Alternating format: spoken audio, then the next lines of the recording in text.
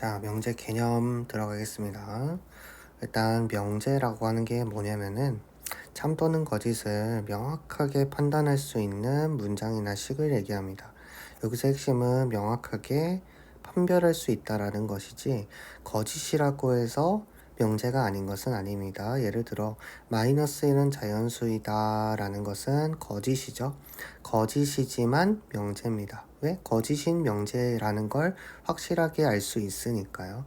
그렇지만 마이너스 1은 작은 수이다 이런 것들처럼 마이너스 1이 더 작은지 또 마이너스 2가 더 작은지 마이너스 3이 더 작은지 알 수가 없죠. 그래서 참거짓을 판단할 수 없기 때문에 명제가 아닌 것입니다. 자, 그리고 이제 정의에 대해서 얘기를 할 건데 정의는 용어의 뜻입니다.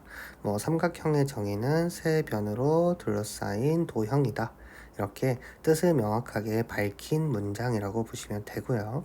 그 다음에 증명이라고 하는 것은 기존의 정의나 아니면 이미 옳다라고 밝혀진 성질이 있는데 그것을 어떤 명제가 참인 것을 설명하는 것. 우리는 흔히 증명이라는 말을 많이 쓰고 있잖아요. 그래서 그게 정말 맞는지 이제 확인하는 과정, 이걸 증명이라고 합니다.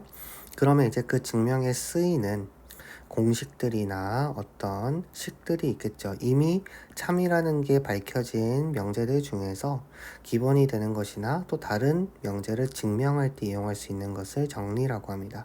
피타고라스 정리도 정리인 것이죠. 자, 그래서 제 두 번째로 이야기할 것은 조건입니다. 조건이라고 하는 것은 문자를 포함하는 문장이나 식이 그 문자의 값이 뭐냐에 따라 참 거짓이 정해지는 것을 이야기를 하는데 그 조건이라고 해요. 그러니까 미지수가 들어가 있어서 특정한 어떤 조건, 특정한 x값 혹은 y값 이런 것들이 있어야지만 성립하는 것, 이것을 이제 조건이라고 합니다. 그리고 이제 그 조건을 만족시키는 그 답들, 네, 해 혹은 이제 근이라고 얘기할 수도 있겠죠. 그러니까 그런 값들을 모두 다 모아놓은 것을 진리집합이라고 합니다. 여기 보면 자연수 전체 집합에서 조건 x는 4의 약수이다. 4의 약수는 1과 2와 4가 있겠죠. 그래서 1, 2, 4를 모아놓은 집합을 진리집합이라고 합니다. 자, 그 다음 이제 부정에 대해서 얘기를 할 건데요. 부정이라는 것은 기존의 명제를 반대로 생각을 하는 것, 이걸 부정이라고 합니다. 표시를 할 때는 앞에 물결 표시를 하나 해주는데요. 물결 표시를 한다라는 것은 not 이라는 뜻입니다. 그래서 not P라고 한다면은 P가 아니다가 되겠죠. 그래서 만약에 P가 참이라고 한다면 not P는 거짓이 됩니다. P가 거짓이면 not P는 참이 됩니다. 자, 예를 들어서 1은 2보다 작다는 참인데 그것을 뒤집으면 여기서 부등식을 뒤집을 때 조심해야 되는 게 등호가 없으면 뒤집을 때는 등호가 생깁니다. 그래서 1은 2 이상이라는 거짓이 될 수밖에 없겠죠. 자, 그리고 명제 P의 진리집합, 답이 되는 조건을, 그러니까 답들을 집합이라고 했을 때 not P는 P가 아닌 것이니까 P의 여집합으로 표시를 할 수가 있게 되겠죠.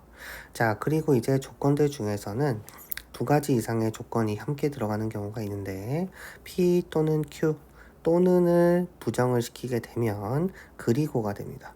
그리고 그리고를 부정을 시키면은 또는이 됩니다. 자, 그리고 진리집합의 개념으로서 또는은 합집합의 개념이고요. 그 다음에 그리고는 교집합의 개념이다 라는 것을 기억해 주시면 좋겠습니다. 자, 그럼 명제 P이면 Q이다 의 참 거짓을 이야기해 보도록 하죠.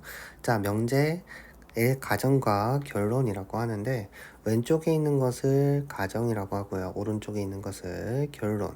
자, P이면 Q이다로 읽어주시면 되세요.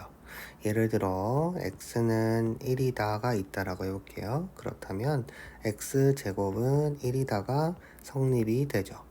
그래서 왼쪽에 있는 걸 가정, 오른쪽에 있는 걸 결론이라고 합니다.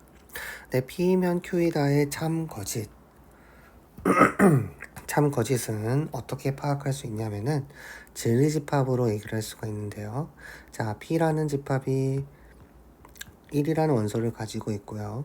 그 다음에 오른쪽에 있는 거 Q는 마이너스 1과 1이 답이 되는 값입니다.